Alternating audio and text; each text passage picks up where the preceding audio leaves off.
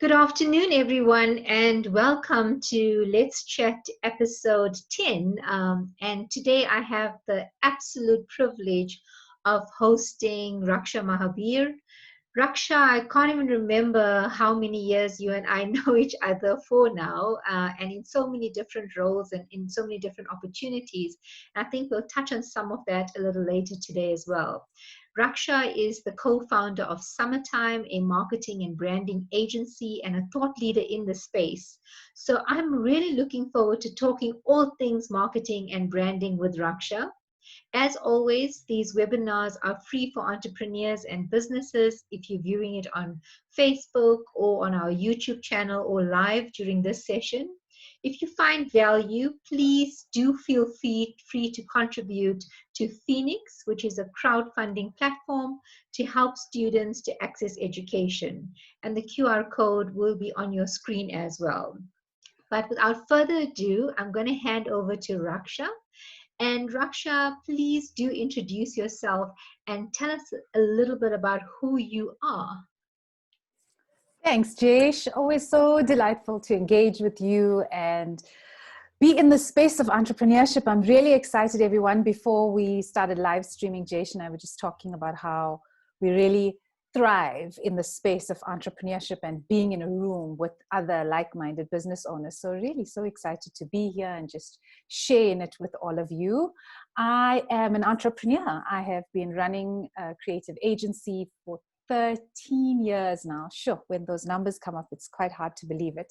But I'm one half of a whole, which is Summertime Creatives. I'm also known as The Beat. My business partner, Sandhya Singh, is the art. And we transitioned in an interesting story around BEE and enterprise development out of the corporate world into our own agency.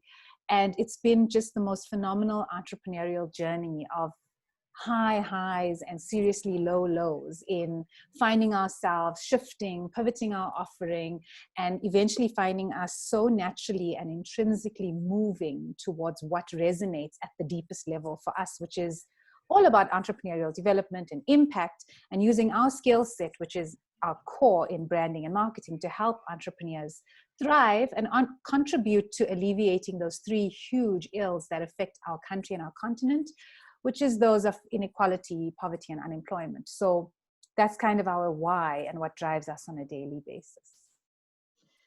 Wow, Raksha. I mean, that's amazing. So I don't know if you know this, Raksha, but many years ago, I actually studied marketing. And one of my formal roles in one of the big banks was as a marketing manager. But what fascinated me by working working in the space of marketing was that everyone felt that they were a marketer. It's like one of those skills that you feel you're just born with, and everyone can sit down and design a campaign. And business was very quick to tell you what you should be doing as opposed to you leading the conversation. So you would know, even when I took on other roles within large corporates, when it came to marketing and branding, I brought in specialists, even though I had the skills, because it wasn't my core function. So, what inspired you to get into marketing and branding?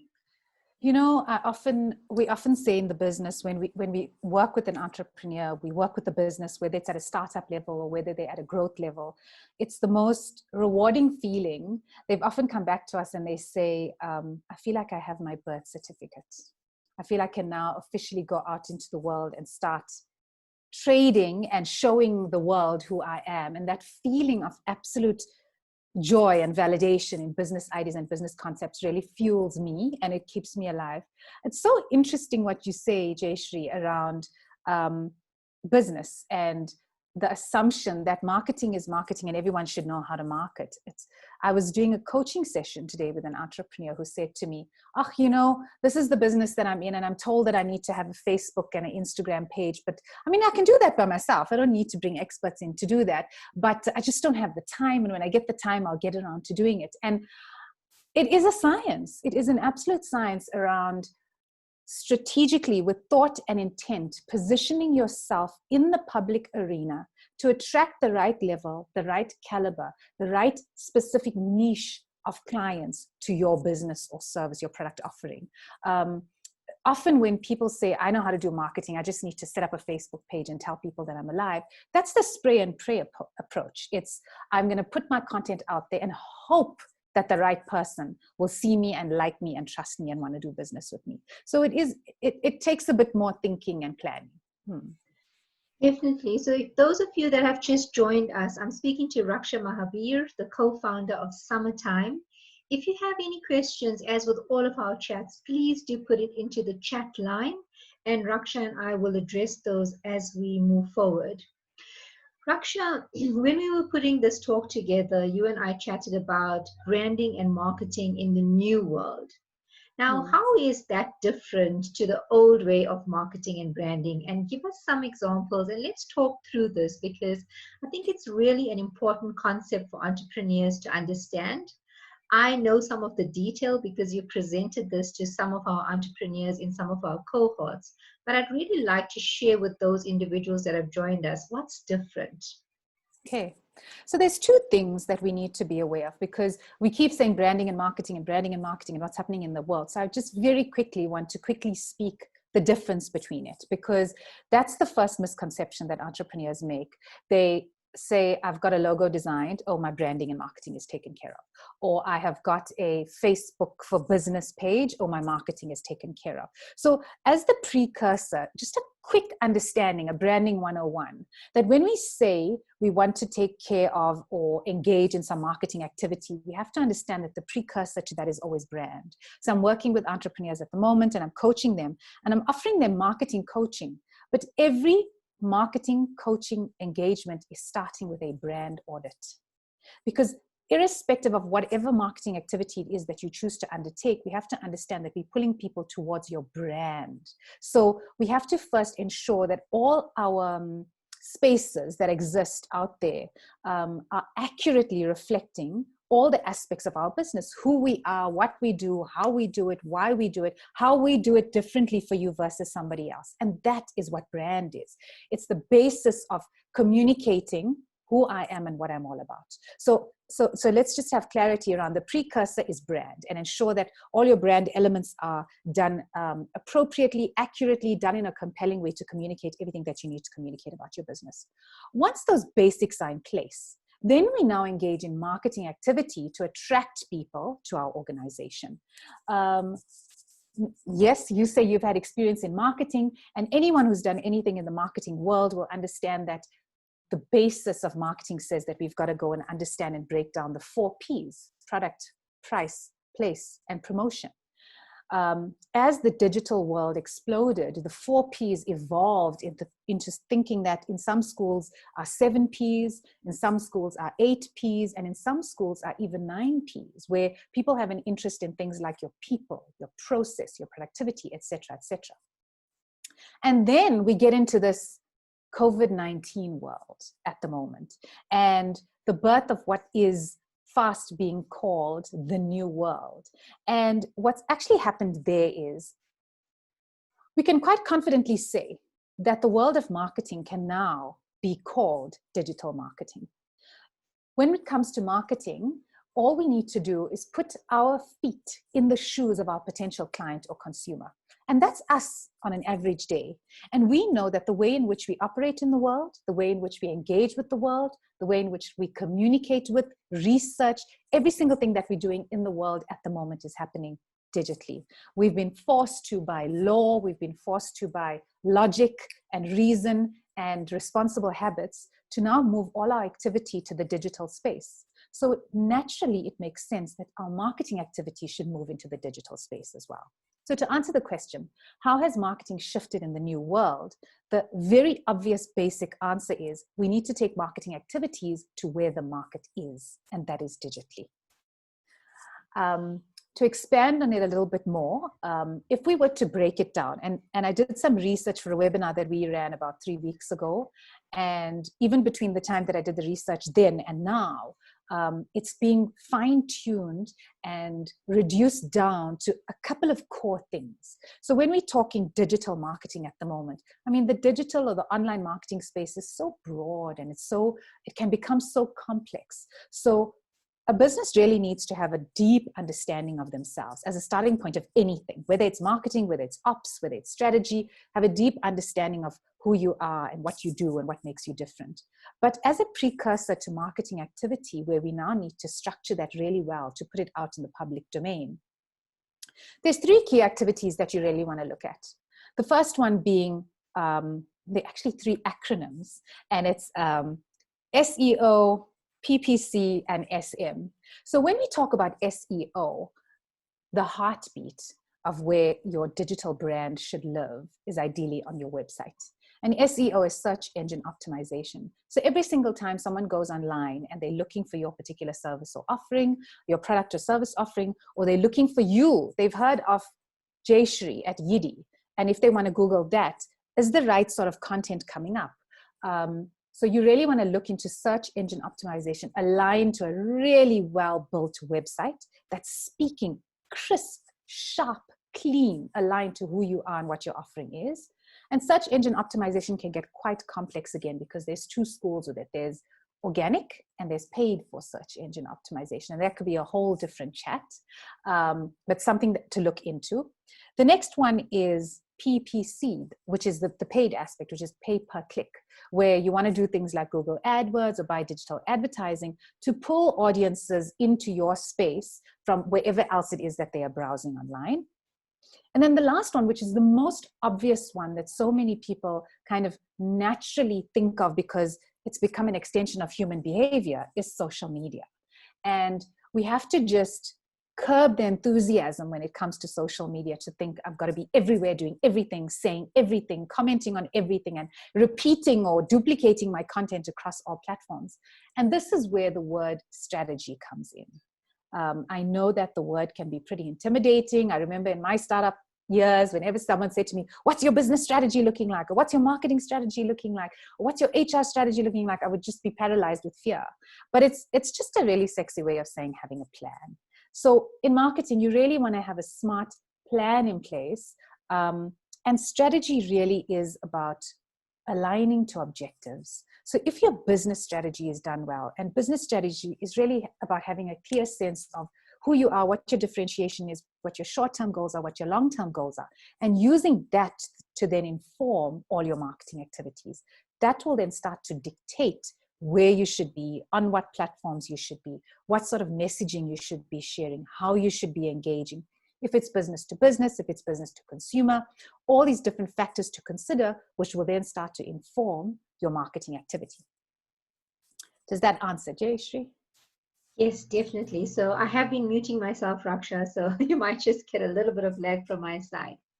So Raksha, during lockdown, we've been trying to motivate entrepreneurs that we work with to take the time to work on their business, because we have all just been so busy on this, the spin wheel, just busy working at our businesses. And we haven't had time to really work on things like strategy and marketing and branding, and really look at things like, is our logo professional? Is it rendering properly across all our media channels? Do we have the right profiles and messages and consistency of brand, right, across all channels? So what are some of the examples that you have seen of entrepreneurs really embracing the concept of marketing and branding for the new world? And how have they taken that further in their organizations? And how have they actually benefited from this? Yeah. So two things. The first one is the most successful brands in the world are those that are memorable, meaningful, and consistent. So if you haven't had time to do any work on your businesses yet, I implore you to please take some time out. And I use the word audit because I really want to bring that degree of seriousness to it. Like, do a brand audit on your business. Be bold enough to say, let me have a serious look at whether it's serving me or it's doing a disservice and miscommunicating what I'm all about. So test yourself for, in what way is your business memorable? How is it creating meaning? How does what you do impact what it is that your potential client needs? How is it solving their problem? And then consistency. And this is really where the visual elements of the brand come in. So it's the stuff that Jayshree alluded to. Is my logo rendering accurately across all different platforms? Am I using a uniform color palette so that my visually my brand is easily identifiable, etc., etc. So as a starting point, I would say go there and check for that. And then Jayesh, just going back to your question around some of the examples, I think there was definitely that time right at the start where every business thought, I'm not going to survive if I don't start selling PPE, or I'm now a hand sanitizer. I mean, I was coaching an entrepreneur today and he said to me, actually, the business next door sells hand sanitizer. So I just went around to the door next door and said, give me some stock. And I started putting hand sanitizer on my list. But his business is completely different from that of what PPE or hand sanitizer is all about. So apart from kind of pivoting into core essential services, I'm not saying it's wrong. I'm saying if that's what you need to do as an entrepreneur for survival, then that's what you need to do. And none of us can invalidate the level of desperation that someone may be going through and what needs to be done, because so many of us are operating in survival mode at the moment. But I think what's key from a mindset perspective is being open to embrace innovation. And Jayshree, I'll never forget years and years and years ago when we worked together at one of the big banks, as in I was a service provider to you, on one of the innovation booklets you had put together that we designed, one of the first things you said was to have a beginner mindset. And I keep going back to that, to at this time right now, while there may be fear and anxiety and almost a sense of paralysis around what am I supposed to do as a business, if we can just embrace this beginner mindset and embrace innovation and open our eyes to what could potentially be out there, we're going to be able to see so much more, because the fear kind of closes our minds off to it. The other thing is to embrace collaboration. Because so often when we go into the space of fear and panic, and it's this need to protect, we kind of put walls up around us and close ourselves up to the potential of, hey, listen, there's someone else in this business that could potentially work with me in doing that. I'll give you an example. There's an entrepreneur in my network who is a pure eventing entrepreneur. She does pure face-to-face events and she services the corporate market. And she went into absolute complete panic mode at the start of this because she had events lined up for months and suddenly every single one was canceled. Another entrepreneur I know is in the exhibition space and said, I'm probably not going to work again until January next year. And so this entrepreneur in the eventing space sent me an invitation last week for a show and invited me to attend a show. And it was so beautiful because what she did is 8 or 9 small businesses collaborated. And they came together to find and present a virtual eventing solution to their corporate clients. So it was registration and RSVP and event management company, collaborating with a tech and production company, collaborating with the entertainers and a company who put on a stand-up comedy show and a saxophone player, collaborating with a 3D and innovation tech company that had someone speaking from the UK on stage with someone from Cape Town, on stage with someone from Johannesburg. And then they literally had a backdrop brought in and brought these people into the same room. And then they had literally virtual conferencing software where I was sitting at table 8 and I could see who were the people sitting at my table. And then I looked over at table 6 and I was like, hey, there's someone I know from my network. So I asked, can I jump tables quickly to table 8 and have a chat with him and then come back to table 6? So there was all of this cool stuff going on, but it was these 8 or 9 entrepreneurs who had a beginner mindset, were able to embrace the spirit of collaboration and look into innovation. So I love the way they did it. At the start of the event, they said, please forgive us if we get a couple of things wrong. Please forgive us if there's teething problems here. But this is what we're inviting you in, is to play with us and explore and give us the feedback around whether or not this is something that will work for you.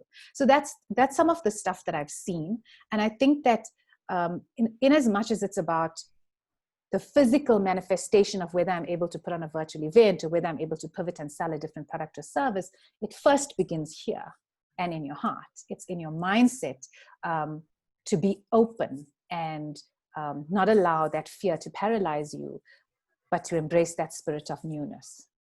I mean, Raksha, you made such amazing points there. And, in working with one of our group of entrepreneurs, as you know, you've presented to them are the propreneur entrepreneurs and they're property entrepreneurs. But recently, as a result of COVID-19, many of them have had to pivot. And yes, they went into PPEs, but they also went into other very innovative products and solutions.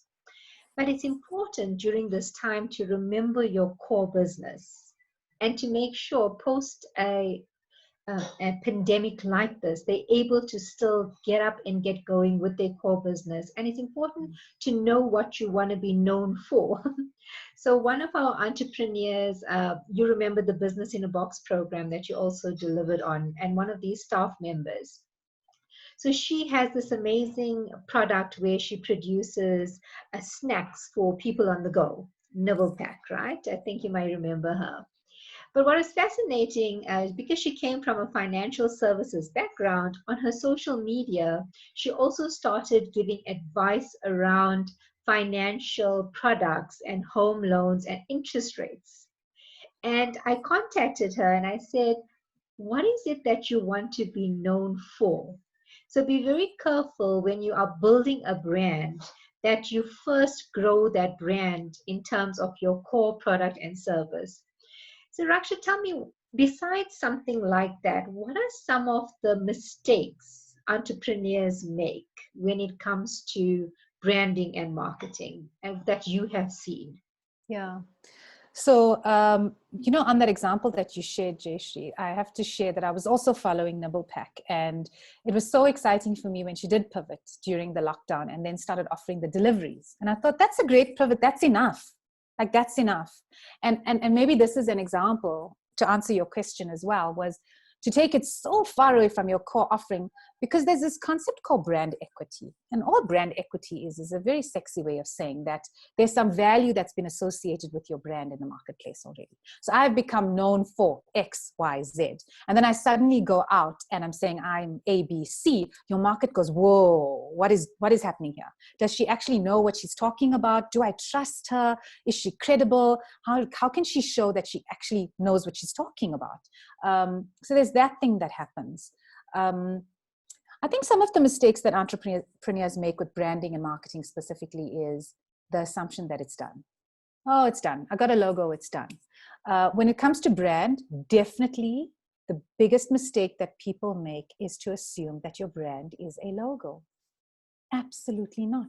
A logo is merely the visual representation of your brand, and one visual representation of your brand. But you are a visual representation of your brand. Your website is a visual representation of your brand.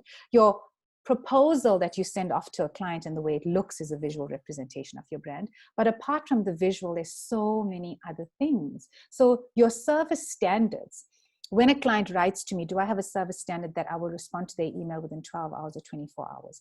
When I'm asked for a proposal, is there a service standard that says it will be in your inbox within 24 hours? When a phone rings, do I answer it within 3 rings? Or if I miss a call, is there a standard that says this business will return the call within 4 hours? All of those things start to inform what your brand is all about. The tone that you use when you communicate is all about your brand. So are you very happy to send off emails with a smiley face or a informal tone attached to it? Or does everything have to be very stiff and starchy? And I'm not saying one is wrong and one is right. I'm just saying these are all the things that kind of build into what your brand is. So when it comes to brand, there's definitely that kind of assumption that people make that they need to really work through in putting a strategy in place. And a strategy is really understanding every aspect of what it is before putting it in a visual form, which is really the end point of building brand. When it comes to marketing, a lot of the mistakes that entrepreneurs make is copycatting. So I see that everybody's doing that, so let me do that. Oh, Instagram must be the place to be, so let me be on Instagram. Or everyone's going live on Instagram, let me go live on Instagram. I'm not saying it's wrong. I'm saying if you are doing it, have a very specific reason for doing, and that the very specific reason is strategy. That it is part of this business's strategy that in the next quarter we need to have attained X% market share, or we needed to have influence in this specific space of understanding, whether it's in hospitality, whether it's in retail, whether it's in property, whether it's whatever it is for your business. Everything should be aligned to a strategy. So when it comes to marketing, when you choose to take an activity, whether it's I'm going to put an advertisement in an in-flight magazine, or I'm going to go on to a Let's Chat webinar with Jayshree, or I'm going to go and put a post out for Workers' Day. Every single one of those decisions has got to be aligned to a strategy for your business that is solidifying its presence in the marketplace and claiming a unique space in your potential client's mind. Does that make sense? Definitely. I mean, it makes so much sense to me. And every time I have a chat with you, Raksha, I learn more, and I'm sure everyone else does too. So thank you for being so generous with your knowledge in this space. So Raksha, as we come to almost the end of the session, what's the one piece of advice, if you had to give one piece of advice on marketing and branding to anyone out there listening, including corporates and individuals that operate within corporates, what would that one piece of advice be? It's an interesting one because I chatted with my partner, I chatted with Sans today, and I said to her, what do you think this one piece of advice should be? Because there's so much at the moment in this space, and everyone is so, I think, overwhelmed with all sorts of messaging that's coming in. I think the one thing would be to clear the clutter. Clear the clutter. There is such a beauty that comes from clarity, just crystal clear clarity. This is who I am. This is the problem that I'm solving. This is who I am solving the problem for. This is how I am solving the problem for you. And this is how I am solving for it in a unique way compared to everyone else who's doing this. And that for me is strategy. So if you're going to choose to take any marketing activity, whether again, it is a Facebook post or an advertisement or a radio slot or a street pole ad, whether you choose to take a decision on any marketing activity, I ask you to please ask yourself the right questions and ensure that it is aligned to your strategy. I know that some strategies may have been thrown out the window at the moment with the pandemic. But again, now we have a short-term strategy to say, what is the strategy for the next 8 weeks, 2 months, 3 months, for us to still achieve the long-term goals, but in the new world that we're living in. So if you haven't applied your mind to it right now, this was the strategy in January 2020, in March it all got thrown out the water, I would advise you to just go back there and start with the basics. Ask yourself the basic questions and allow that to inform whatever brand and marketing activities you choose to take now. Okay. Well, Raksha, you've given us so much to think about in the space of branding and marketing, but I really want to urge those of you that have joined us, even if it's a recording later on and not in this live session, to really consider using experts and thought leaders and individuals that know what they're doing in the space of marketing and branding. Because although many of us think we understand the space, we need to make sure that our brand is extremely professional. And if you want to be taken, sorry, that's my puppy in the background. So if you want to be taken seriously, you've got to have a professional brand. And that goes through everything that Raksha chatted about, including your email signatures. So Raksha, how can individuals get a hold of you? So we are summertime.co.za. I am the beat at summertime.co.za. My partner is the art at summertime.co.za. We have presence on all the different platforms. Feel free to reach out on LinkedIn, which is where I posted this, and I would love to engage. I come alive when I'm engaging with entrepreneurs. So even if you want to have an exploratory chat, let's chat. Well, thank you so much, Raksha. I really, really appreciate your time. And for all of you that joined us, remember we have these sessions every week. Next week, I'll be speaking to a group of amazing youth entrepreneurs as part of Youth Month. So it won't be a regular Let's Chat session, but I've got 3 amazing youth entrepreneurs. So you can follow us on social media to get some of that information. And this recording will be shared on our YouTube channel as well. Remember, you can donate to Phoenix if you found value in the session, or you can visit Phoenix website to find out more about the work they do and view some of the other students that you would like to donate to. So thank you, Raksha. Thank you, everyone. Have a lovely afternoon further and stay safe. Thank you. Bye now. Okay.